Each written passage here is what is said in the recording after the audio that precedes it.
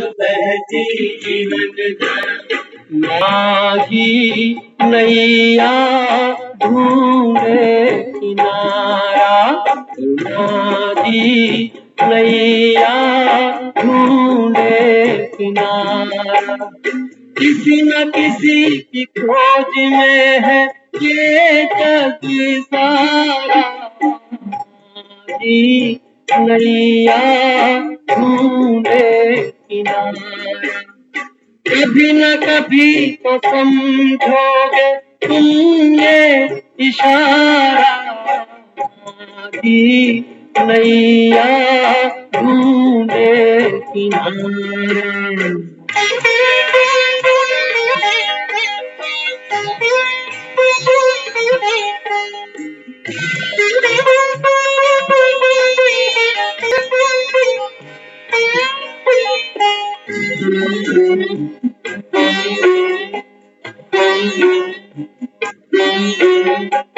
ऐसी कोई मौज नहीं जिसको कोई खोज नहीं, ऐसी कोई मौज नहीं जिसको कोई खोज नहीं।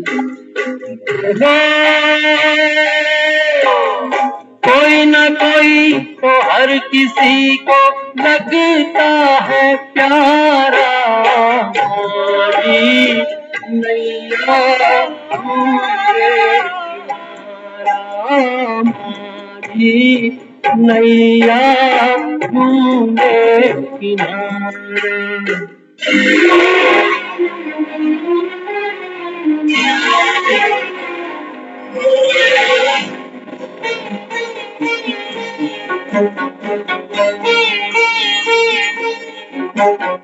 जीवन पथ पर चलते हुए एक दिन थक कर चलते हुए, जीवन पथ पर चलते हुए एक दिन थक कर चलते हुए,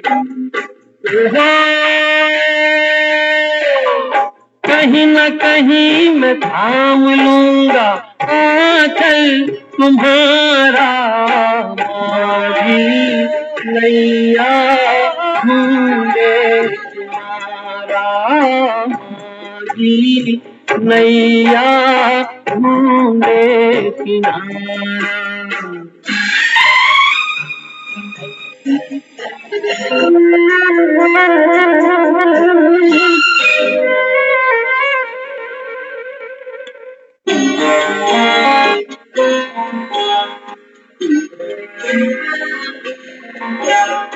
जैसे सीता राम मिले, जैसे राधा श्याम मिले, जैसे सीता राम मिले, जैसे राधा श्याम मिले,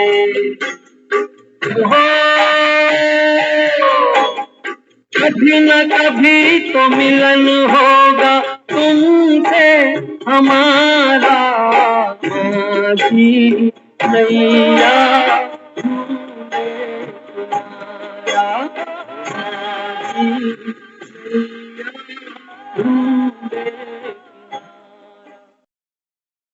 किनारा। कभी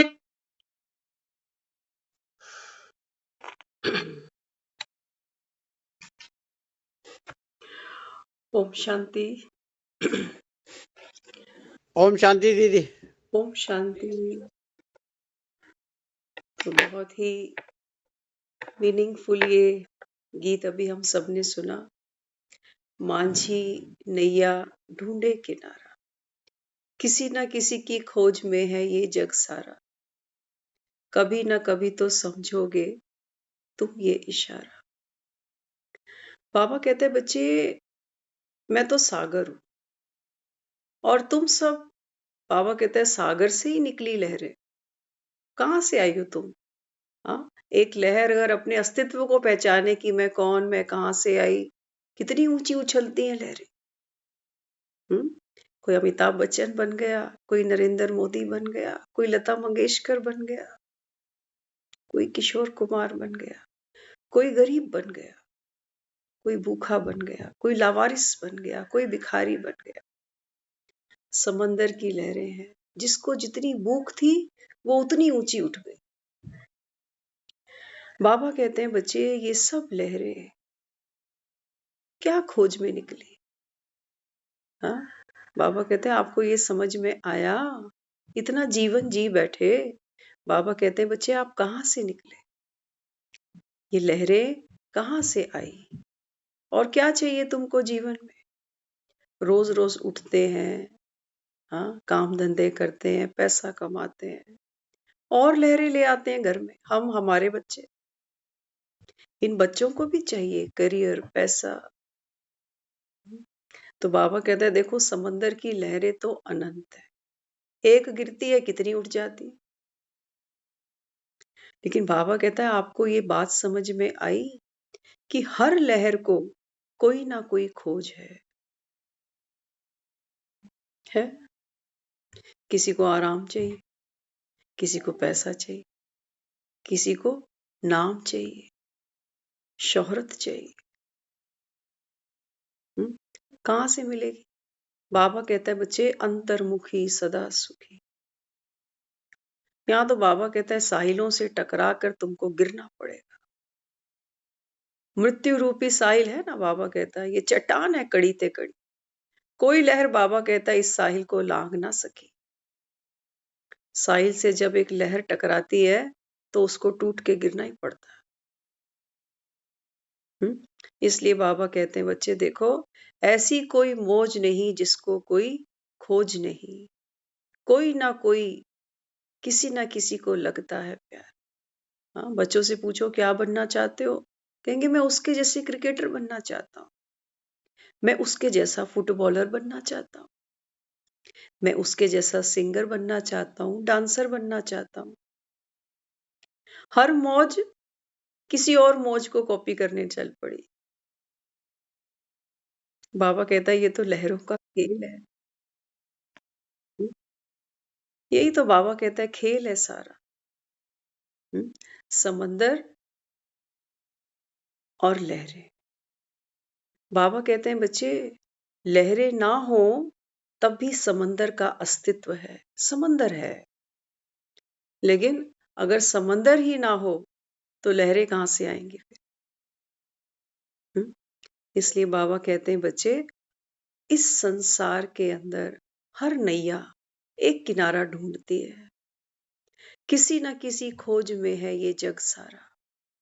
कभी ना कभी तो समझोगे तुम ये इशारा। किसी को बच्चों से सुख चाहिए, किसी को बड़ा मकान, किसी को बड़ी नौकरी, कोई थक गया तो उसको आराम चाहिए, किसी को भक्ति करनी है, भगवान चाहिए, किसी को मोक्ष चाहिए, किसी को बदला चाहिए, किसी को शराब चाहिए।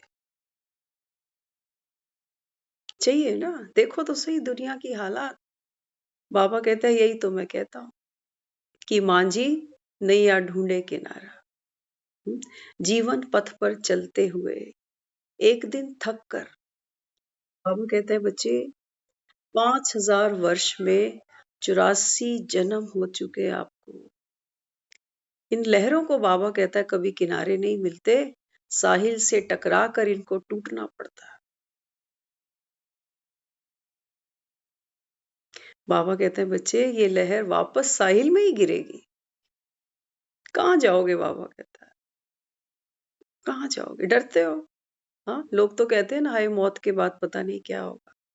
बाबा कहते हैं एक सागर के सामने कभी जाकर बैठो, लहरों को देखो, कितनी उमंग, कितनी गति से, कितने वेग से ये उठती हैं, जैसे अभी पता नहीं कहाँ पहुंचना है इनको। और जितने वेग से ये उठती हैं उतने ही वेग से फिर नीचे भी गिर जाती। तो बाबा यहाँ समझाते बच्चे ये लहरें उठते उठते गिरते गिरते अभी थक गई है। तो बाबा कहता है मैं भी तुमको ये भरोसा दिलाता हूँ कि कहीं ना कहीं मैं थाम लूंगा आंचल तुम्हारा। हाँ, बाबा कहता है बच्चे मैं तुमको मायूस नहीं होने दूंगा। फिल्म में हीरो की एंट्री सही समय पर रखते हैं ना, एक्यूरेट समय पर एंट्री रखी जाती है। एक बार आप अपने जीवन को भी देखना, जब जब जो जो ज्ञान में आया, कई बार हम शिकायत करते हैं कि हम तो इससे देर से आए हैं, हमें पहले नहीं पता चला। बाबा कहते हैं बच्चे आपके जीवन में हीरो की एंट्री बिल्कुल एक्यूरेट समय पर हुई है। जब आपको सबसे ज्यादा जरूरत थी, मैंने आकर तुमको थाम लिया। इसलिए जैसे सीता राम मिले, जैसे राधा श्याम मिले, कभी ना कभी तो मिलन होगा तुमसे हमारा। देख लो, दी एंड होने से पहले हैप्पी एंडिंग हो रही है। हर आत्मा अपने राम से मिल रही है। बाबा कहते हैं मेरी ही खोज थी तुम्हें, मेरी ही खोज थी। क्योंकि ये जो जो हमने जीवन में खोज की, सुख की, शांति की, संपत्ति की, वैभव की, बाबा कहते हैं बच्चे ये क्यों की? क्या चाहिए बाबा कहता है आपको? बाबा कहता है आप तो भरपूर हो, आप हो ही शांत स्वरूप। क्योंकि ये लहर कहां से निकली? सागर से निकली। सागर कितना गहरा है, सागर में ऊपर भले ही कितनी लहरें हो, लेकिन अंदर से क्या लगता है सागर खाली होता? सागर के पास तो रतन है। ऐसे थोड़ी वहां भक्ति में दिखा दिया गया कि सागर मंथन हुआ। किस लिए? अमृत पाने के लिए। बाबा कहते हैं बच्चे अमृत तो सिर्फ मेरे पास है, बाकी देख लो। 5 महासागर बताते हैं, जाओ निकालो कहां से क्या निकलता है। इसलिए बाबा कहते हैं बच्चे ये वो सागर है जिससे आप लहरें निकली हो। संसार में खोजते हो अपना अस्तित्व, कितने मैं बना डाले और कितने मेरे बना डाले। एक ही आत्मा है। कोई कहता है मेरा बेटा है, कोई कहता है मेरा भाई है, कोई कहता है मेरा हस्बैंड है, कोई कहते हैं मेरे पापा है, कोई कहता है मेरा दादा है। कितने मैं बन गए, एक ही आत्मा, और कितने मेरे बन गए। बाबा कहते हैं ये तो झूठा अस्तित्व है तेरा। हाँ, लहर का कोई वजूद थोड़ी होता है। अभी गिरी, अभी उठी, फिर अभी गिरी।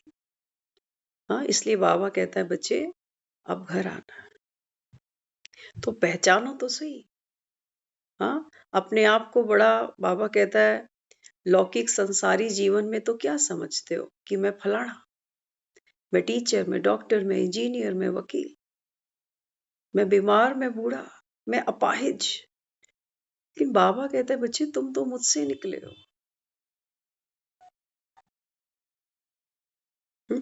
और बाबा कहता है आप अपने साथ कोई भी विशेषता लेकर चलते हो ना, बाबा कहता है ये लहर निकली तो सागर से, ये अपने साथ कुछ भी बहा कर ले आई, बाबा कहता है ये तो मेरा ही दिया हुआ है। एक बार बताते थे ना ऐसा ही, बहुत सुंदर सागर के ऊपर किसी ने विश्लेषण किया। कहते हैं सागर के किनारे कितने लोग बीच पर घूमने जाते हैं। तो एक बच्चा वहीं खेल रहा है, वो खेलते खेलते उसके जो खिलौने हैं ना, एक लहर आई और उसका खिलौना बहाकर अंदर ले गई। तो बच्चा तो खूब रोया, उसने रेत पर लिख दिया कि सागर चोर है, रोते रोते चल पड़ा। एक और कोई सागर में गोते खाते खाते कितना अनमोल रतन, अनमोल मोती सागर से खोज के ले आया। उसने आकर बाहर रेत पर लिखा कि सागर दाता है। एक और माँ अपने बच्चे को ढूंढती ढूंढती सागर के किनारे आ पहुंची, तो देखती है कि लाश तो सागर की लहरों के साथ पड़ी है। तो उसने रेत पर लिखा कि सागर तो हत्यारा है। सागर की लहरें उठी और रेत पर जो जो जिसने लिखा था सब पहुंच दिया। बाबा कहते हैं बच्चे, आपकी जैसी भावना है आप मुझे वैसे ही मान लेते हो। कोई कहता है भगवान दाता है, कोई कहता है कि भगवान हत्यारा है, हमारा प्यारा हमसे ले लिया। कोई कहता है कि भगवान तो निर्दयी है, सब कुछ ले लिया मेरा। सागर को पता ही नहीं कि ये रेत पर लोग क्या क्या लिख कर क्या क्या सोचते हैं मेरे बारे में। सागर कोई मैला थोड़ी हो रहा है, कुछ भी लिख लो। इसलिए बाबा बच्चों को समझाता। बाबा कहते हैं बच्चे अभी क्या करना पड़ेगा। बाबा कहता है सागर क्या है, भगवान को हमने कहा तेरी लीला अपरम अपार तू बेअंत। जैसे सागर की कोई गहराई नहीं नाप सकता।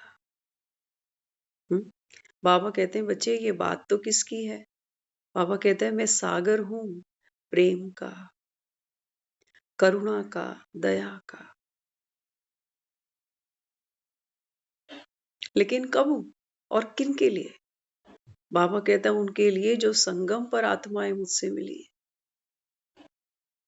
बाकी तो दुनिया भक्ति करती है, कोई हनुमान की मूर्ति लेकर खड़ा है तो कोई कृष्ण की, कोई साईं बाबा की, कोई माता की। हाँ, बाबा कहते हैं सागर मंथन से ही रतन निकले हैं ये सारे। ये ज्ञान की मुरली तुम सुनते हो ना। बाबा कहता है जो सुनेंगे, जो पढ़ेंगे, सो बनेंगे। तो पढ़ाई शुरू करें आज की। आज बाबा मुरली में समझाते। बाबा कहते देख रहे हो ना कि सर्व आत्माएं कितनी भिन्न भिन्न प्रकृति के प्रकोप से, समस्याओं से दुखी हैं। सुख की एक भी किरण नजर नहीं आती। बाबा कहते हैं बच्चे इस समय संसार को अगर विजडम की थर्ड आई से देखोगे, इन दो आंखों से नहीं कहता, वो कहता है यहां तो तुम्हें माया दिखेगी। फिर कोई सुखी कोई दुखी, कोई पैसे वाला कोई गरीब। ये तो बाबा कहता है फिर द्वंद में फंस जाओगे। बाबा कहते हैं बच्चे अभी ज्ञान का तीसरा नेत्र खोलो। और बाबा कहता है अब इस संसार को देखो। तो संसार में बाबा कहता है हर एक आत्मा अभी देखो प्रकृति से माना अपने शरीर से ही दुखी है कि नहीं है। हाँ, ऐसा कोई एरिया ढूंढो जहां अस्पताल क्लिनिक डॉक्टर ना बैठता हो, केमिस्ट ना हो, ऑनलाइन दवाइयां खरीद रहे हैं अब तो लोग। बाबा कहते हैं इसी को तो कहता हूँ कलयुग। इसी को कहता हूँ। कहीं घूमने जाते हैं 2-4 दिन दवाइयों का झोला साथ ले जाते, कहीं रास्ते में कुछ हो गया तो। इसलिए बाबा कहते हैं बच्चे अभी सर्व आत्माएं प्रकृति से, और बाबा कहता है प्राकृतिक आपदाओं से। देखते हो आज दिन रोज देखते हैं कहीं भूकंप आ रहा है, फिर हफ्ते में और कहीं भूकंप आ रहा है। कहीं ग्लेशियर फटते हैं, कहीं बादल फटते हैं, कहीं बाढ़ आ जाती है। बाबा कहता है बच्चे आज था ना मुरली में, बाबा कहता है भावी को तो तुम जानते हो, और जो बाबा कहता है जानते हैं वो कम से कम निश्चिंत बुद्धि होंगे कि ये सब तो ड्रामा में नूंद है, होना ही है और कल्याणकारी है। दुनिया हाय हाय करेगी कि हाय राम ये क्या हो गया। लेकिन बाबा कहता है बच्चे हाय हाय हाहाकार के बाद ही जय जयकार। इसलिए बाबा कहते बच्चे देखो हर आत्मा अनेकों प्रकार की समस्याओं से दुखी है, इनको सुख की एक भी किरण नजर नहीं आती। अंधकार ही अंधकार है चारों तरफ। तो बाबा कहता है इनको तो सुख की कोई किरण नजर ही नहीं आती। क्या सोचते हैं, क्या सोचते हैं अपने जीवन के बारे में। हाँ, गूगल मैया पर जाते हैं, वहां पूछते हैं कि गूगल मैया। हाँ, एक मजे की बात है वैसे देखा जाए, हम किसी भी चीज पर कोई इंफॉर्मेशन लेनी हो ना तो आजकल लोग गूगल पे ज्यादा जाते हैं, सर्च करते हैं क्या क्या। जब गूगल हमको किसी चीज का फीडबैक देता है ना, तब हमको कभी डाउट नहीं आता कि ये इंफॉर्मेशन ठीक होगी कि नहीं। ये गूगल किसने बना दिया? ये इंफॉर्मेशन, ये डाटा सारा किसने फीड किया है? हमारे जैसों नहीं तो किया। और भगवान बैठा है। बाबा कहता है इसी को तो मैं पत्थर बुद्धि कहता हूँ। यहाँ बाबा कहता है बच्चों को संशय आता है कि अच्छा भगवान बैठ पड़ाता है। बाबा कहता है देखो गूगल बड़ा हो गया तुम्हारा। गूगल बड़ा हो गया। ये है साइंस के साधन। भगवान पर तुमको भरोसा नहीं आता कि भगवान बैठ पड़ाता है। बाबा कहते हैं बच्चे ज्ञान तो सेकंड का ही है कि अब घर जाना है और यहां से तुमको कुछ मिलना नहीं। ये तो बाबा कहता है हर मौत के बाद तुम हर सीन देखते हो। लेकिन बाबा कहता है तुम्हें अपनी रियलाइजेशन नहीं होती कि ये बकरे की माँ कब तक खैर मनाएगी, ईद जल्दी आने वाली। इसलिए बाबा यहाँ समझाते ऐसे समय पर आप बच्चों को बेहद की सेवा का प्लान बनाना है। राम किस लिए आया है? हाँ, हमने तो जो भक्ति में सोचा समझा था ना, वो ये समझते थे कि भगवान कहीं जाता होगा तो रथ से उतरता होगा, सोने की रथ से उतरता होगा। हाँ, और मखमली गद्दों पर बैठकर भोग स्वीकार करके चला जाता होगा कि वरदान है, खुश रहो। हम तो ऐसे मानते थे, लेकिन हमें ये नहीं पता था कि भगवान आता है दुनिया में तो जैसे एक मेड को बुलाते हो ना घर में, झाड़ू पोछा बर्तन कपड़ा, वो यही करने आता है इस दुनिया में। कभी कहता है मैं धोबी हूँ, कभी कहता है कि मैं पूरे वर्ल्ड का सर्वेंट बनकर आया हूँ, कभी करनी घोर बनकर आया हूँ, कभी माली बनकर आया हूँ, कभी बागबान बनकर आया हूँ, कभी व्यापारी बनकर आया हूँ, कभी सौदागर रत्नाकर। सोचा कभी भगवान सेवा करने आता होगा पतित आत्माओं की। बाबा कहता है बच्चे यही तो मेरा काम है। तुम जो मुझसे सुख मांगते हो कि भगवान हमको सुख दे, हमको शांति दे, बाबा कहते हैं बच्चे उसके लिए तुम्हारा ज्ञान का दीपक जगना बड़ा जरूरी है। नहीं तो मैं तुमको अंधकार से कैसे निकालूंगा?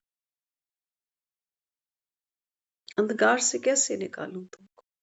इसलिए बाबा कहता है जब ये लहर वापस सागर में आए तब बाबा कहता है ये अपने अस्तित्व को पहचाने कि सागर और लहर में तो कोई भेद ही नहीं था। कोई भेद ही नहीं था कोई भेद? जो सागर में पानी है वही लहर के अंदर भी है। बाबा कहता है तुमने अपने आप को खाली कैसे कर लिया? खाली बाबा कहता है तुम यूं हो गए कि जब दुनिया की तरफ भागते हो, पैसा चाहिए, सुख चाहिए, प्रॉपर्टी चाहिए, इससे ज्यादा चाहिए, इससे ज्यादा चाहिए। तो बाबा कहता है बच्चे बाहर भागते हो ना तो लहरें बाबा कहता है गिरती हैं, सूखती हैं। इनमें बाबा कहता है कोई वजूद नहीं बचता। इसलिए बाबा यहाँ समझाते हैं अभी क्या करना पड़ेगा। बाबा कहते हैं बच्चे आपको इन अनेक आत्माओं के लिए बाबा कहता है सेवा का पाठ खोलना पड़ेगा अपना अपना। जैसे राम ने हनुमान को तैयार किया, बाली को तैयार किया, सुग्रीव को तैयार किया, विभीषण को तैयार किया। टीम वर्क लिया ना उसने। नहीं तो राम था छड़ी घुमाता सीता ले आता। ये तो वन वन रो रहा है, भटक रहा है।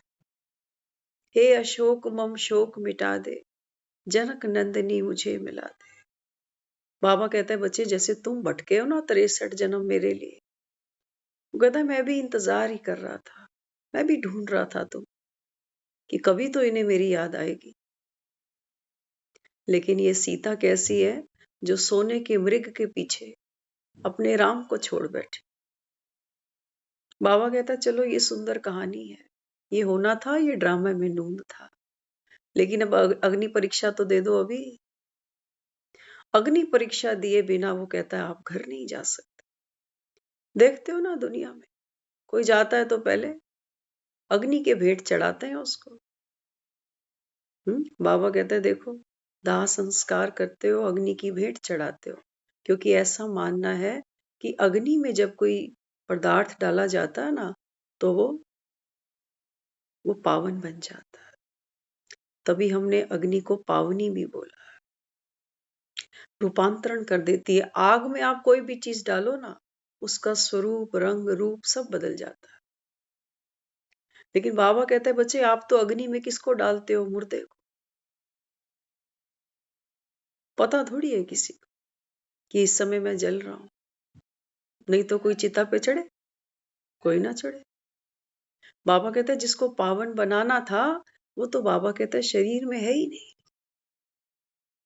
और बाबा कहते हैं मैं तुमको पावन तब बना सकता हूं जब आप इस देह रूपी रथ पर बैठकर इस ज्ञान का श्रवण करो। इसी को दिखाया है कि अर्जुन रथ पर बैठा हुआ।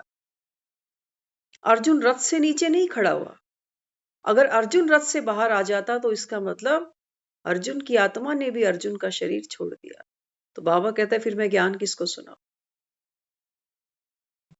इसलिए बाबा कहता है ये अंतिम जन्म है, अपने अपने रथ को संभालो।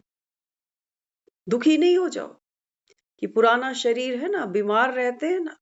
बाबा कहता है कोई बात नहीं, कान तो काम कर रहे हैं तुम्हारे। बाबा तो मुरलियों में यहां तक कहता है जो सुन नहीं सकते, देख नहीं सकते, बाबा कहता है इनको भी संकल्प की शक्ति से, इशारों से बाबा कहता है इनको बाप और घर समझा दो। है तो आत्मा ही, कोई बात नहीं। बाबा कहता दुखी तो है ना, दुखी तो है। बाबा कहता हाँ। इसलिए बाबा कहता है बच्चे मैं तो सबको देने आया। अब तुम देख लो तुमको प्यास कितनी है।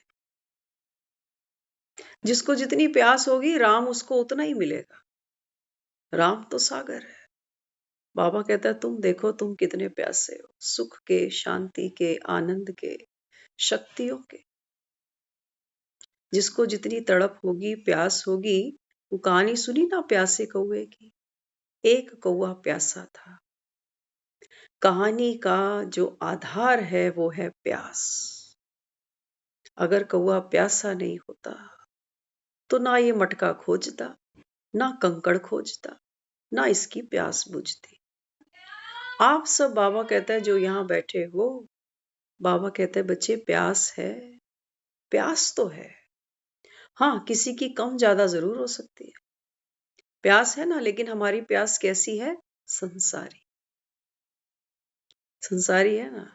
क्योंकि बाबा कहता है आत्मा तो अभी कहाँ बैठी है? बाबा कहता है बंधनों में है, देह का बंधन है। बीमारी है तो सोचते हैं बीमारी ठीक हो जाए, ये प्यास है। आत्मा अभी बंधन में है, देहधारियों के। कोई बच्चे हैं, कोई परिवार है, कोई पति है, कोई पत्नी है। तो आत्मा क्या मांगती है? वो कहती है कि मेरा परिवार सदा खुशहाल रहे, बच्चे तरक्की करें, इनकी शादियां हो, इनके दुकान हो, इनके मकान हो, इनके और बच्चे हो। ये प्यास है। पैसा भी तो चाहिए, स्वस्थ शरीर भी चाहिए, नाम भी चाहिए, लोग पहचाने, सुख साधन भी चाहिए। ये सब प्यास है। ये तो हम सबको है। बैठा कोई हम में से एक भी जो बोले नहीं हमें तो ये प्यास भी नहीं लगती कि उठ के रोटी बना ले? क्या कहोगे? रोटी भी बनाते हो, बाजारों में भी घूमते हो, नोट छोट भी कमाते हो, सब कुछ करते हैं। क्यों? क्योंकि बाबा कहता है अभी आत्मा पाठ खेल रही है, जीते को तो सब कुछ चाहिए ना। बाबा कहता है ये तो तुम्हारी है संसारी प्यास। इसके लिए भी बाबा कहता है बच्चे तुम याद तो मुझे करते हो। भक्ति करी ना हमने, किस लिए करी? भक्ति में क्या मांगा उससे? सुख संपत्ति घर आवे, कष्ट मिटे तन का। यही तो मांगा कि तू सुख भी दे, तू संपत्ति भी दे, तब हमारे तन के कष्ट दूर होंगे। बाबा कहता है लेकिन तुम मंद बुद्धि रह गए, तुम्हें ये नहीं पता चला कि सुख संपत्ति होती क्या है। भगवान थोड़ी कोई टकसाल खोल के बैठा है जहां नोट छप रहे। बाबा कहता है बच्चे भगवान के पास तो जो खजाना है, वो खजाना कौन सा है? वो खजाना है, वो कहता है प्रेम का। आपके संस्कार, बाबा कहता है बाप से संस्कार लो और दुनिया के राजा बनो। देखते हो ना, हाँ, घरों में जाते हैं, मकान हम खरीदते हैं, बनाते हम हैं, मेहनत हम करते हैं। लेकिन सबसे पहले उसमें गृह प्रवेश करते हैं तो पूजा सबसे पहले श्री गणेश की करते हैं। अब ये गणेश कौन सी नौकरी धंधे करके आया? हर घर के अंदर हमने एक मंदिर बनाया। क्यों?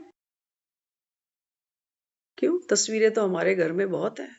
शादी की एल्बम बनवाते हैं, कितनी ढेर तस्वीरें हैं, लगाओ इनकी, ये भी तो प्यारे लगते हैं हमें। लेकिन क्यों हमने इन देवी देवताओं की तस्वीर आगे की है? बाबा कहते हैं बच्चे ये मेरी क्रिएशन है। हम कहते हैं ना भगवान ने दुनिया बनाई, भगवान ने हमें पैदा किया। बाबा कहते हैं नहीं बच्चे, तुम तो जेरोक्स भी नहीं बचे अभी तो। भगवान की जो क्रिएशन थी ना, वो कहता है तुम तो अभी जेरोक्स भी नहीं हो उसकी। एक भी बाबा कहता है इस सभा में कोई बैठा हो जो ये कह जाए हिंदू तो कहते हो खुद को, हिंदू ही मानते हैं खुद को। कोई ब्राह्मण मान रहा है, कोई हिंदू मान रहा है, कोई आर्य समाजी मान रहा है, कोई मुस्लिम मान रहा है, कोई ईसाई मान रहा है, कोई सिख मान रहा है। लेकिन बाबा कहते हैं आप में से कोई एक भी ऐसा नहीं बैठा जिस धर्म की जय बुलाते हो, आदि सनातन धर्म की जय हो। कौन है ये आदि सनातन धर्म वाले? ये वही है जिनकी तस्वीरें मूर्तियां मंदिरों में बिकती हैं और तुम जाके मत्थे टेकते हो। कहते हो अपने आप को कि हम देवी देवता कुल की आत्माएं हैं। कोई नहीं कह सकता, कोई नहीं कह सकता। बाबा कहता ये क्रिएशन भगवान की है। तो बाबा कहते हैं बच्चे आपने मत्थे खूब टेके, प्यास तो थी, तो आपको लगा कि चलो आज लक्ष्मी जी का व्रत कर लेता हूं तो लक्ष्मी जी प्रसन्न हो जाएंगी, तो धन धनाट से भरपूर हो जाएंगे। हम लोग दिवाली मनाते हैं, विदेशों में कल्चर नहीं है दिवाली मनाने। Goddess of Lakshmi. बाबा कहता है बच्चे कि जो धन की लक्ष्मी तुम मानते हो ना, हाँ बाबा कहते हैं बच्चे आप मंदबुद्धि हो। धन को बाबा कहता है तुम लक्ष्मी कहते हो। अब ये जो लक्ष्मी से तुम नोट छोट मांगते हो, इस लक्ष्मी के हाथ में सोने की गागर दिखाते हैं। वो बाबा कहता है तुम हर साल दिवाली पूजन करते हो, घर सजाते हो, साफ सफाइयां करते हो। आई आई रात को लोग दरवाजे भी खोल के सोते हैं कि रात को लक्ष्मी आएगी। हर साल मनाते हैं। बहू घर में ले आते हैं, कहते हैं लक्ष्मी है। एक बार बहू ले आए घर में या हर साल लेने जानी है? अभी ये लक्ष्मी हर साल लेने जाते हैं, नई नई मूर्तियां खरीद के ले आते हैं। घर में बेटी आती है तो कहते हैं लक्ष्मी आ गई। बाबा कहते हैं बच्चे ये बात तो थी लक्षणों की। लक्ष्मी को देखो ध्यान से, कहाँ बैठी है ये? कमल के फूल पर। किसकी बात है? कमल के फूल पर तो एक जन्मते बच्चे को भी नहीं बिठा पाओगे आप। और हम, बाबा कहते हैं ये बात तो आत्मा की है। आत्मा बाबा कहता है बच्चे जो कमल स्वरूपा होगी, जगत में रहते भी बाबा कहता है जगत की कोई तृष्णा प्यास ना हो उसको, ऐसी आत्मा लक्ष्मी है। ऐसी आत्मा बाबा कहता है ये बुद्धि की गागर सोने के रत्नों से भरकर बैठी है, इसकी तुमको प्यास थोड़ी है। मुरली की प्यास सबको नहीं होती है। ये तो बाबा रोज कहता है बच्चे मुरली सुनो, मुरली सुनो, मुरली सुनने से तुम्हारे पाप कटेंगे, मुरली सुनने से बाबा कहता है व्यर्थ खत्म हो जाएगा, विकर्मों का बोझा सर से उतर जाएगा। तो बैठ जाते हैं। हाँ लेकिन बहुत है वो कहते हैं हमें मुरली में वो रस नहीं आता, बस इंतजार ही रहता है कि कब बोलेगा मीठे मीठे सिक्की लदे बच्चों प्रति। अगर हमको मुरली से ही प्यार नहीं है तो फिर मुरलीधर से काय का प्यार हुआ? फिर तो जाओ, बाबा कहता है प्यासे कौवे जाओ। बाबा कहता है संसार में, बाबा कहता है तुम्हारी प्यास कभी नहीं बुझेगी, कितने जन्म लेते जाना, कितने जन्म लेते जाना। ये संसार तो बाबा कहता है बच्चे असार है, असार है ना। कितना खाते हैं मन भरता है, कितना पहनते हैं मन भरता है, जीने से किसी का मन भरता है। अगर जीवन में दुख ना आए ना तो कोई मौत नहीं मांगता। ये तो दुख आते हैं पीड़ा हद से बाहर हो जाती है, बर्दाश्त से बाहर होती है, तब लोग कहते हैं भगवान अब ले ले, अब और नहीं झेल सकता मैं। तो बाबा यहाँ समझाते, बाबा कहते हैं बच्चे अभी क्या करना पड़ेगा, सेवा का प्लान बनाओ, सेवा का प्लान बनाओ। बाबा कहता है प्यास होगी तुमको, बाबा कहता है मैं जरूर मिल जाऊंगा। जिनको प्यास होगी ना, कौवे भी अपनी प्यास बुझा लेते हैं, क्या हम कौवे से भी गए बीते हैं? कौवा भी अपनी प्यास बुझा लेता है, लेकिन हाँ मेहनत करता है, अपनी बुद्धि को सही निर्णय देता है कि देखो पानी तो भले ही नीचे है, लेकिन प्यास मेरी बहुत तगड़ी है, ऐसे मानूंगा नहीं। तो कहां कहां से कंकड़ ढूंढ ढूंढ कर मटके में डालता जाता है, डालता जाता है। कहानी तो यही कहती है, लेकिन एक समय आता है, चोंच तक पानी पहुंचता है और तृप्त हो जाता है। बाबा कहते हैं बच्चे मैं तो सागर हूं, लेकिन हाँ बाबा कहता है मुझ तक पहुंचने के लिए ना तुमको, बाबा कहता है ये व्यर्थ के जो कंकड़ है ना, ये सब बाबा कहता है फेंकने पड़े। सारा दिन व्यर्थ दौड़ता है बुद्धि में, कभी इसके बारे में फिर उसके बारे में, पुरानी बातें पिछले पिछले सालों की, आने वाले वर्षों की, पता नहीं कल क्या होने वाला है, लेकिन सोच बड़ी गहरी चलती। बाबा कहता है ये पत्थर फेंको, ये पत्थर बाबा कहता है बच्चे रुकावट है। देखते हो ना जब कोई धरती में बोरिंग करता है, धरती के अंदर पानी तो है ये सब जानते हैं, लेकिन जब कोई बोर करता है ना, तो सबसे ऊपर तो मोटे मोटे पत्थर होते हैं, टूटते ही नहीं, इतने मोटे मोटे पत्थर निकलते। और फिर जब और गहराई में उसकी खुदाई होती जाती है, होती जाती है, तो फिर मिट्टी बाहर आती है। बहुत देर बाद थोड़ी सी गीली मिट्टी मिलती है, फिर और गहरे जाते हैं तो बिल्कुल मिट्टी वाला पानी दिखाई देता है। और जब उस पानी को चलाते जाते हैं, चलाते जाते हैं, चलाते जाते हैं, तो पानी खारा आता है, फिर और चलता है और चलता है, तो वही पानी फिर मीठा हो जाता है। बाबा कहता है ये खुदाई आपको अंदर करनी पड़ेगी, ये मटके बाबा कहता है अंदर ही पड़े हैं। देखते हो ना जब अकेले में बैठते हैं ना, हाँ, तो फिर अंदर ध्यान जाता ही नहीं, बाहर बुद्धि भटकती है। कहते यहाँ कंसंट्रेट नहीं होता। ये जो कहते हो मैं आत्मा देह से न्यारी, शांत स्वरूप प्रेम स्वरूप, अंदर का घड़ा दिखता ही नहीं, क्योंकि अभी हमारी प्यास तो बाहर अटकी पड़ी। तो बाबा कहता है बच्चे ज्ञान का दिया बहुत जरूरी है, पता चलना चाहिए हम क्या कर रहे हैं। अभी हम अपने अंदर कोई खुदाई नहीं कर रहे, हम बगल वाले को पकड़ के बैठे हैं कि तेरे से सुख मिलना चाहिए, तू अच्छे से बोलेगा, तू प्यार से चलेगा, तब मुझे शांति मिल जाएगी।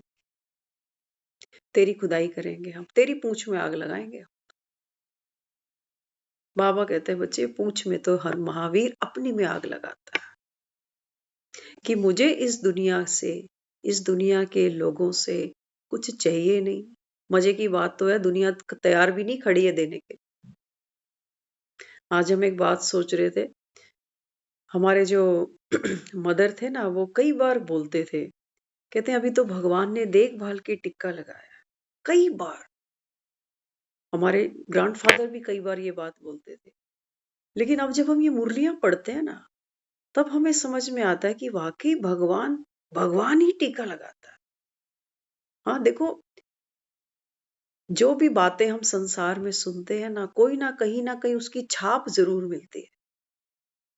अब ये लोग, अब तो ये शरीर छोड़ के कुछ और रोल प्ले कर रहे हैं, पता नहीं कहाँ होंगे, हो सकता है कहीं ज्ञान ही सुन रहे हो, है ना। लेकिन जब वो सुनते सुनाते कि पता नहीं भगवान ने ना सबको देखभाल के टीका लगाया, तो मैं ये सोचती मुरलियों के माध्यम से कि बाबा तो हर आत्मा को टीका देता है कि बच्चे तू शांत स्वरूप है, तू हीरो पाठधारी है। छोटा टीका देता है किसी को कि तू गरीब है, कल हम द्रोणाचार्य की बात कर रहे थे।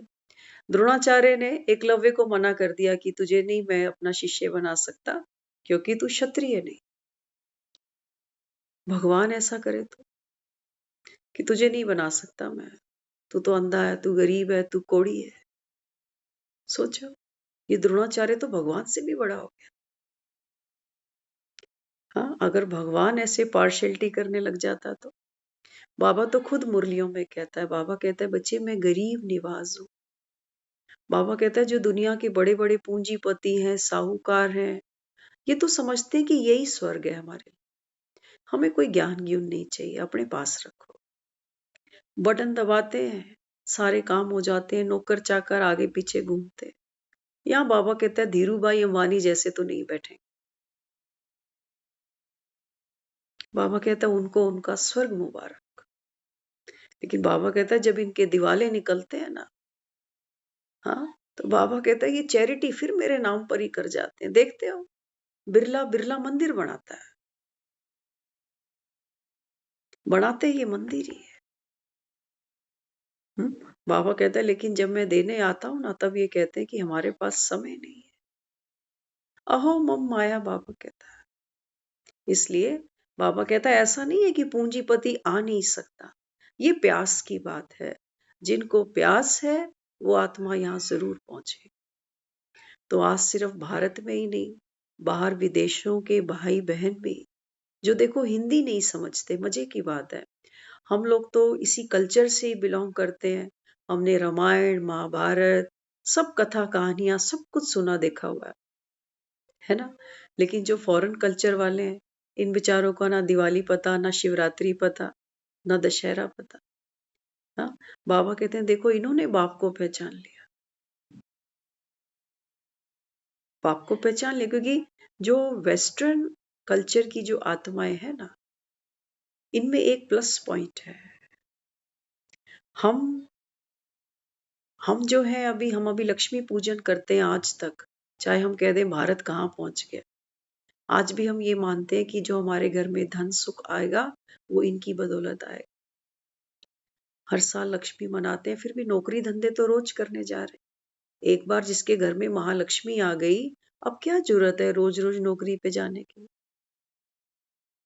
हम में से सबको पता है कि जो जितना लायक है वो उतना ही पैसा घर पे लेके आएगा। लक्ष्मी सब बिठाते हैं दिवाली पर।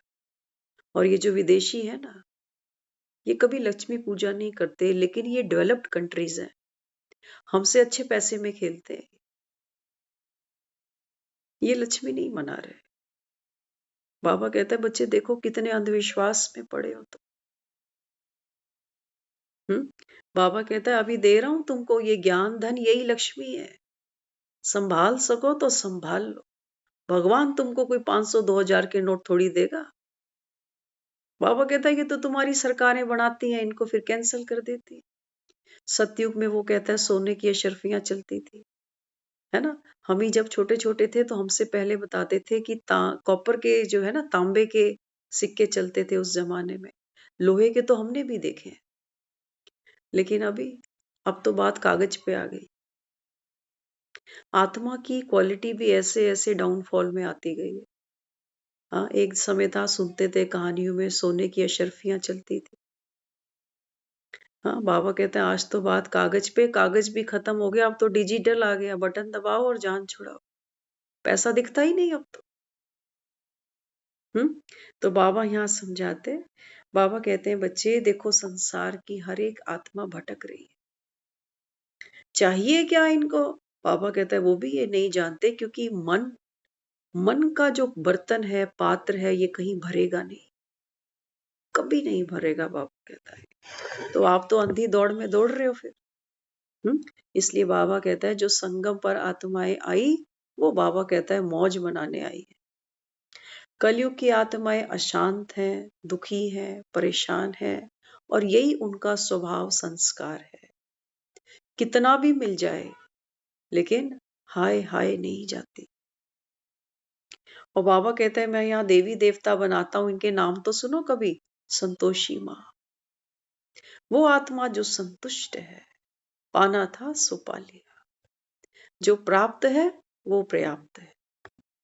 वो कह रहा है ये है मेरी क्रिएशन। बनना है ऐसा? हाँ, कैसा बनना है? बाबा कहता है आप बताओ। हम बच्चों से पूछते हैं बता तू बड़ा होके क्या बनेगा? बाबा कहता है बच्चे आप डिसाइड करो। 33 करोड़ वैकेंसीज है मेरे पास। वो कहता है तुम बताओ तुमको क्या बनना है। तो जैसा लक्ष्य होगा वो कहता है वैसा लक्षण धारण करना पड़ेगा। अगर चाहते हो संतोषी बनना तो संतुष्ट होना सीख जाओ। क्या कहते हो? अगर चाहते हो वैष्णव बनना, कहते हो ना वैष्णव देवी। हाँ, कितने देवी देवताओं के नाम तो गिनना कभी कभी। बाबा कहता है अगर चाहते हो वैष्णव बनना तो बाबा कहते हैं बच्चे वैष्णव बनो। वैष्णव सिर्फ वो नहीं होते हैं जो सोचो अंडा मांस नहीं खा रहा ये वैष्णव बन गया। नहीं, बाबा कहते हैं वैष्णव कौन सी आत्मा है? हाँ, बाबा कहते हैं वो आत्मा जो शुद्ध भोजन माना शुद्ध संकल्पों को ग्रहण करती है, शुद्ध ही वाइब्रेट करती है और शुद्ध संकल्पों से नव सृष्टि का निर्माण करती है हम तो अपने लिए अच्छा नहीं सोच पा रहे, दूसरों के लिए क्या सोच पाए? तभी तो लोग चढ़ाइयां चढ़ते हैं, वैष्णो देवी जाते हैं, दरबार जाते हैं माँ के। कभी देखना तो सही, वैष्णो देवी की यात्रा की होगी सबने, 2-4 ने तो जरूर की होगी, है ना? यात्रा जब शुरू होती है ना तो सबसे पहले बाण गंगा आती है। बाण गंगा पर लोग स्नान करते हैं। वो मानते हैं ऐसे कि माँ ने यहाँ पर अपने केस धोए थे। बाबा कहते हैं बच्चे बात तुम्हारी लेकर आता हूं अभी। इस समय बाबा कहता है अगर तुमको वैष्णव बनना है ना तो बाबा कहते हैं ये है ज्ञान की गंगा। इस गंगा के अंदर बाबा कहता है बच्चे केस कौन से है? कौन से केस है? नारियल चढ़ता है ना माँ के मंदिर में, चढ़ाते हो नारियल या पी जाते हो? पीना अच्छी बात है नारियल। बाकी जो मंदिर में नारियल चढ़ते हैं वो फिर बिकते हैं, फिर चढ़ते हैं, फिर बिकते हैं। हाँ, बाबा कहते हैं बच्चे ये जो आपने नारियल देखा ना तो नारियल को जरा ध्यान से देखो। नारियल के ऊपर जटाएं हैं, ठीक है? नारियल में देखते हो मुख बना होता है, 2 आंखें हैं, एक मुख बना होता है। बाबा कहते हैं ये यही तो है तुम्हारा, यही नारियल है। नारियल बाबा कहता है नो रियल। जैसा ये था अब ये वैसा नहीं बचा। तो क्या करना है? जब नारियल को यूज करना होता है ना तो उसकी जटाएं छिलनी पड़ती हैं पहले और फिर उसको जोर से बाबा कहते हैं बच्चे अपनी पहले जो ये इच्छाएं रूपी जटाएं हैं ना इनको बाबा कहता है धो ज्ञान की गंगा से। और बाबा कहता है फिर ये अहंकार टूटेगा। देखो नारियल हम तोड़ते हैं ना तो कहाँ तोड़ते हैं? मंदिर में माँ के सामने तोड़ते हैं। ऐसे ही है ना? या ऐसा तो नहीं कि नारियल ले आओगे घर में बच्चे को बिठा के उसके पैरों के सामने तोड़ोगे? नहीं, ये जो हमारे अहंकार है ना ये टूटते किसके सामने है? ये टूटते उन्हीं के सामने है जो देव मूर्तियां बन गई,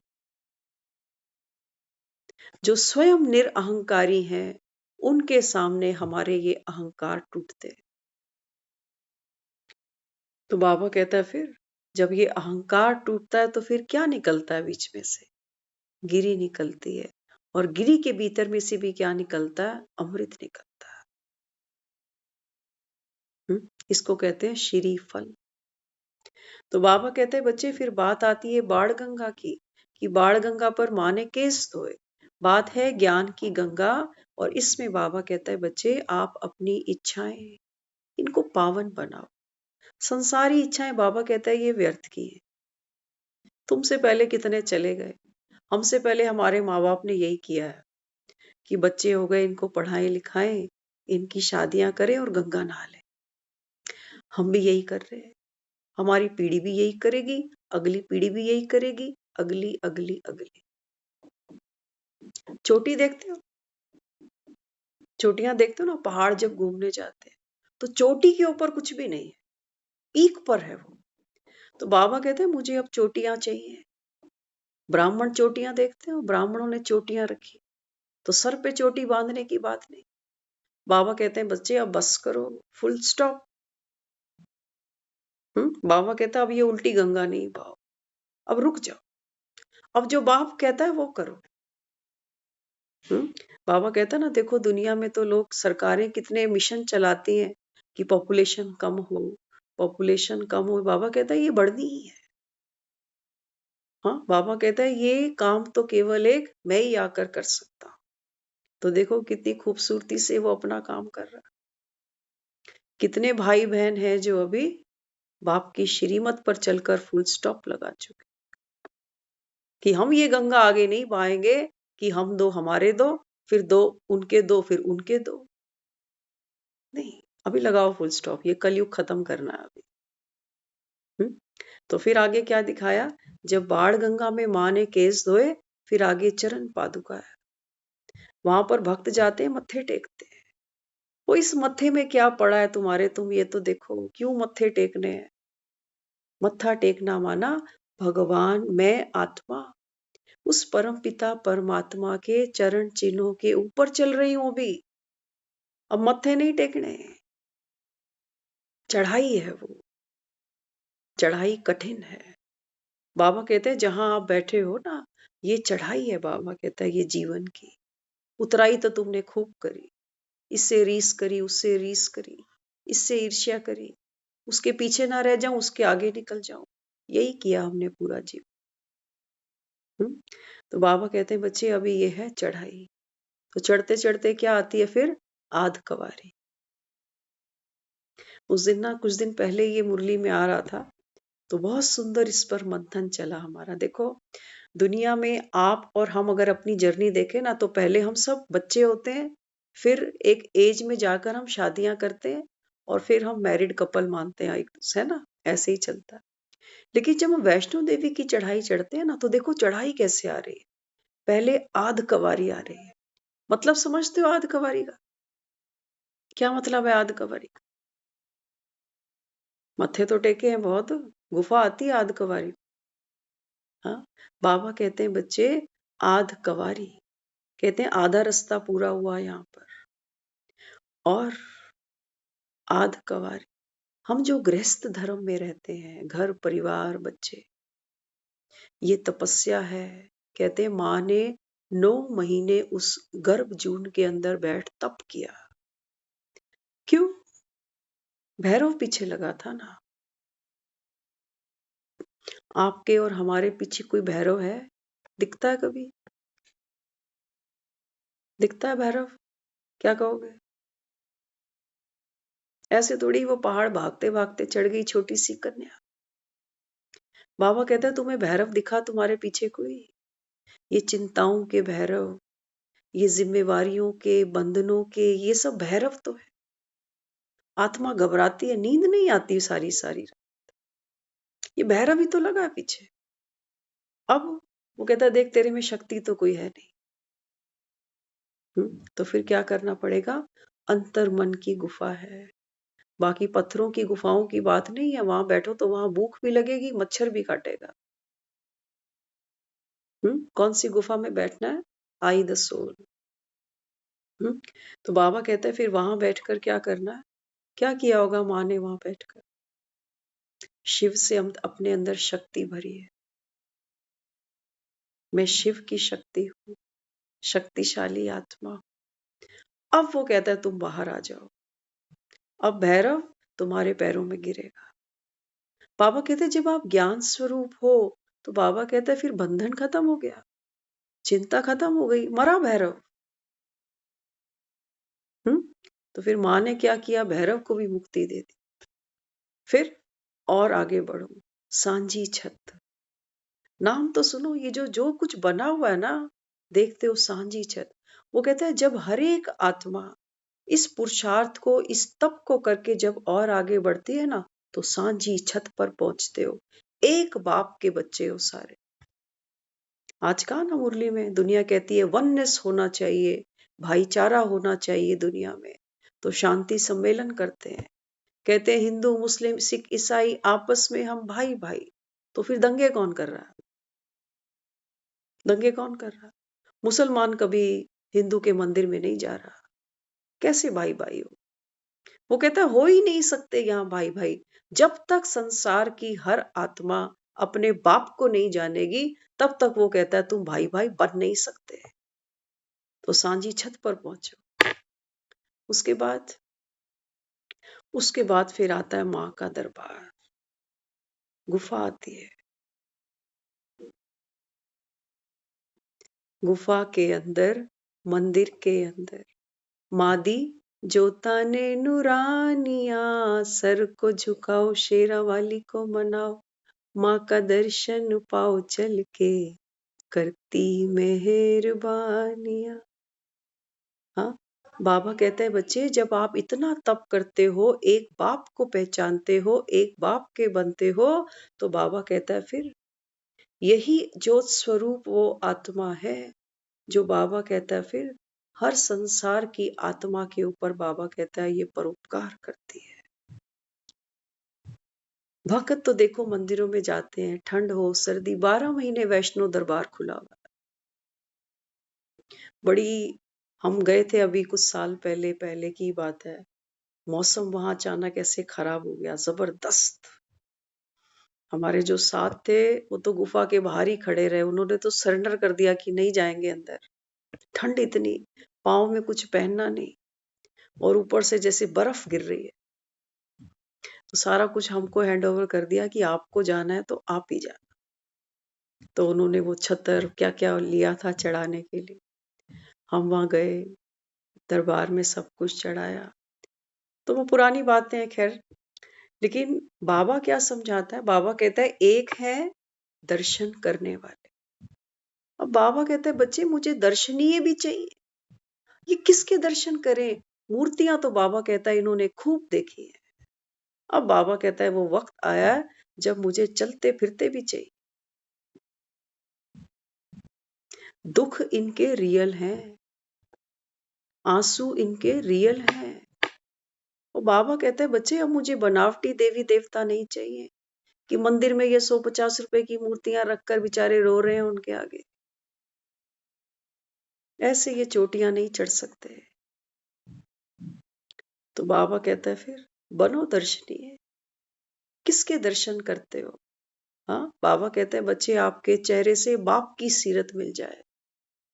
तो वहां जाते हैं ना माँ के दरबार में, तो वहां 3 पिंडियां दिखाते, माँ काली, माँ सरस्वती, माँ लक्ष्मी। बाबा कहता है ये प्रोसीजर है तुम्हारा। संगम पर लक्ष्मी नारायण बनना है ना तुमको। बाबा कहता है प्रोसीजर ये है, पहले माँ काली बनना पड़ेगा। काली कौन है? जो बाबा कहता है बच्चे काली वो जो असुरों का, विघ्नों का संहार कर सके। बाकी ऐसे नहीं कि काली ने कोई असुर राक्षस दानव मार डाले, नहीं। बाबा कहता है ये तुम्हारे ही संस्कार है। यही बाबा कहता है असुर बनकर आत्मा को दुख देते हैं। तो बाबा कहता है अपनी कमजोरियों का, अपने विघ्नों का, अपने पुराने संस्कारों का बाबा कहता है बच्चे अभी तुमको संहार करना पड़ेगा। फिर माँ सरस्वती। हाँ, बाबा कहता है बच्चे जब आप विजयी हो जाते हो ना, तब आप कौन बनते हो? नॉलेजफुल आत्मा। तो ये ज्ञान की वीणा दिखाई है माँ को। देखा सरस्वती को सफेद रंग की साड़ी पहनती है। और बाबा कहता है फिर ये तो तुम्हारा तपस्या का समय है अभी। लेकिन बाबा कहता है जब सतयुग में जाओगे तो तुम ही महालक्ष्मी बनते। ये आत्मा की यात्रा है। अब बाबा कहता है तुम बताओ, तुमको वैष्णो देवी की टिकटें बनवा दूं दर्शन करके आने के लिए? उसमें भी लोग जाते हैं ना बेचारे, कहते हैं ये घुटने जवाब दे गए। बड़ी कठिन यात्रा है।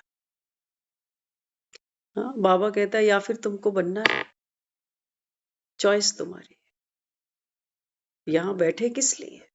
वो तो कहता ही है, वो कहता है ये कोई साधारण पढ़ाई थोड़ी। भगवान आया है तो कम से कम बच्चों को भगवान भगवती तो जरूर बनाएगा। एक दुनिया से जब बाप जाता है ना, तो बाप के जाने के बाद बाप की पगड़ी बच्चे के सर पे रखी जाती। पगड़ी रस्म बोलते हैं ना उसको। बाबा कहते हैं बच्चे मैं यहां से चला जाऊंगा, तुम्हारे सर पे पगड़ियां रखने आया। लायक बच्चे के सर पे पगड़ी रखी जाती। ऐसे थोड़ी उसको ठाकुर जी कहते हो। देखते हो छोटा सा ठाकुर जी, उसको भी पगड़ी पहना देते। बाबा कहते हैं संगम युग पर जिसने बाप की शिक्षाओं की लाज रखी है, आज का जो सर्विस नहीं करते उनको लज्जा आनी चाहिए। अगर एक बाप की औलाद सेवा ना करे तो बाप भी यही सोचता है ऐसी औलाद तो ना होती तो बढ़िया थी। कहा ना बाबा ने मुरली में, बच्चे कपूत भी है तो सपूत भी है, लेकिन उसकी सेहत पे कोई फर्क नहीं पड़ता। तो बाबा कहते हैं बच्चे मैं तो तुमको दर्शनीय बनाने आया हूं और तुम दर्शनों की लाइन में लगे पड़े। हम तो फलानी जी के देवी जी के दर्शन करने जा रहे हैं। कौन है ये देवियां? कौन है? बाबा कहता है कहाँ गई ये देवियां? हाँ, खिड़कियां खोलो। बाबा कहता है आप ही हो देवी और देवता, आप ही हो। हाँ, हम देखो मंदिरों में जा जाकर कितने प्यार से कहते थे तुम ही हो माता पिता, तुम ही हो। बाबा कहते हैं जब मैं कहता हूँ तुम्हारा बाप हूँ और बच्चे तो बाप पर जाते हैं तो तुम्हें भरोसे ही नहीं आते कि अच्छा हम ही देवी देवता थे। एक मजे की बात है, आज हमारा जो समय था ना, ज्यादा समय मिला नहीं प्रिपरेशन का, तो सिर्फ ये गाना आज हमें बहुत अच्छा मिला। दोपहर में ये गाना कहीं सुना मैंने, तो मुझे ये गाना आज बहुत अच्छा लगा। लेकिन जब मैं यहाँ रूम में ऊपर आई तो ऑलमोस्ट 9 बजने ही वाले थे। मुरली मुझे कोई समझ में नहीं आई कि भाई क्या मुरली चले क्या नहीं। तो जो रजिस्टर सामने खुला, मैं सोच रही, मैंने कहा बाबा क्या मुरली चलेगी। सिर्फ 2 लाइनें थी और अभी हमने घड़ी देखी 10 बज गए। हम खुद तहे दिल से आपको कहते हैं, हम यहाँ बैठते जरूर हैं, आवाज भी हमारी है, एक्सप्रेशंस भी हमारे हैं, कुछ कुछ अपनी पर्सनल बात भी हम यहाँ कर जाते हैं, लेकिन ये जो मुरली चलाता है, ये क्या सुनाता है, ये क्या आपको देता है, ये वही जानता है। नहीं तो यहाँ 2 पेज थे रजिस्टर के सुनाने के लिए, सिर्फ 2 पेज पे 2 लाइनों पर ही आज की ये मुरली खत्म हो रही है। और हमारा संकल्प यही था कि मुझे पता नहीं क्या बोलना है। और ये बाबा की कमाल है। कई बार हम ये शिवानी दीदी से सुनते थे, जो टीवी पे अवेकनिक का प्रोग्राम आता है ना, तो दीदी कई बार कहती थी कि कई लोग आते हैं कहते हैं आपके पास तो बच्चे नहीं है अपने, आप कैसे बच्चों के ऊपर इतना डिस्क्राइब कर देते हो। तो दीदी कहती थी ये तो बाबा की कमाल। तो हम सोचते थे ऐसे थोड़ी होता है, बोलती तो खुद ही है और कहती है बाबा की कमाल है। लेकिन आज हम पर्सनली इस चीज को अनुभव करते हैं कि वाकई वो कहता है तू बैठ जा, माइक तू बन जा, स्पीकर में आऊं। हाँ, तो बाबा किसके मुख से क्या बोलवाता है ये वही जाने। तो 2 ही लाइनें हमने पढ़ी थी और बाकी पता नहीं उसने क्या बोला। तो जो भी उसने बोला, कुछ ना कुछ अपने जीवन में लेके चलना, सिर्फ टाइम पास की क्लास नहीं है ये। अगर चाहते हो, ये समय वापस नहीं मिलेगा। आप देखो कितना जीवन हम ऐसे ही निकाल चुके हैं, है ना? अब बाबा जो अपने बच्चों को यहाँ देने आया है ना, तो सिर्फ ये नहीं कि एक कान से सुने और दूसरे से निकाल दें। थोड़ा सा मंथन किया करो। शुरू शुरू में तो हम सही और गलत का ही निर्णय कर लें कि ये बात ठीक है कि जो पहले सुनी थी बड़ों से, किताबों से, शास्त्रों से, पंडितों से, वो ठीक है। बाबा कहते हैं बच्चे हंस बुद्धि बनो, सही और गलत को पहचानो। भगवान निराकारी है, देह में नहीं आता, जन्म मरण से न्यारा है। वो कहता है मैं ऐसे ही आता हूँ, तभी ये वानर इकट्ठे होते हैं। कहता है ना देखो बंदर को मैंने मंदिर के लायक बनाया। ऐसे थोड़ी तुम हनुमान चालीसाएं पढ़ते हो। एक बंदर को बिठा के देखो आप मंदिर में, एक बंदर को आप 10 मिनट एक जगह पे नहीं बिठा सकते, और उसने तो बंदरों को मंदिर के लायक बनाया है। तो ये मिरेकल तो एक वही कर सकता है। हाँ, तो हम सबके गले में एक कंठी बांधने आया है वो। हाँ, वो कहता है बच्चे इस समय आप सबको क्या करना पड़ेगा, राम की श्रीमत पर चलना पड़ेगा। तो सेतु तो बंद ही जाएंगे और ऑलमोस्ट हम उस सेतु के ऊपर ही हैं अभी। भवसागर से पार वो तारने आया है, लेकिन वो कहता है अगर आपके निश्चय पक्के हैं तो विश्वास के बेड़े पार है। तो आज भी मुरली में बाबा ने बार बार बोला, बाबा कहते हैं बच्चे जाओ और दूसरों को जगाओ।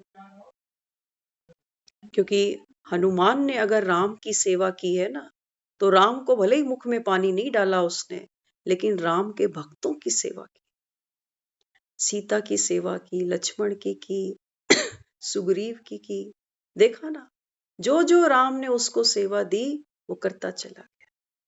तो बाबा कहते हैं बच्चे यहाँ बैठे हो, हर आत्मा दुखी है, निराश है, परेशान है।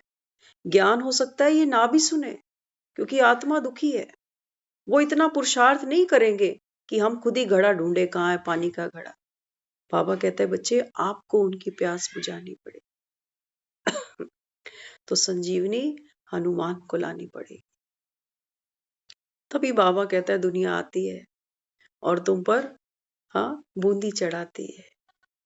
बाबा कहते हैं बच्चे ये बात तो देखो भक्तों की भावना की है, क्योंकि भगवान को तो ये जानते नहीं, लेकिन भगवान ने जो जो मूर्त तैयार की, बाबा कहता है ये भक्त देह में है तो देहधारी देवी देवताओं को ही मानते हैं। तो बाबा कहता है तुम्हारी डबल पूजा है, मेरी सिंगल है।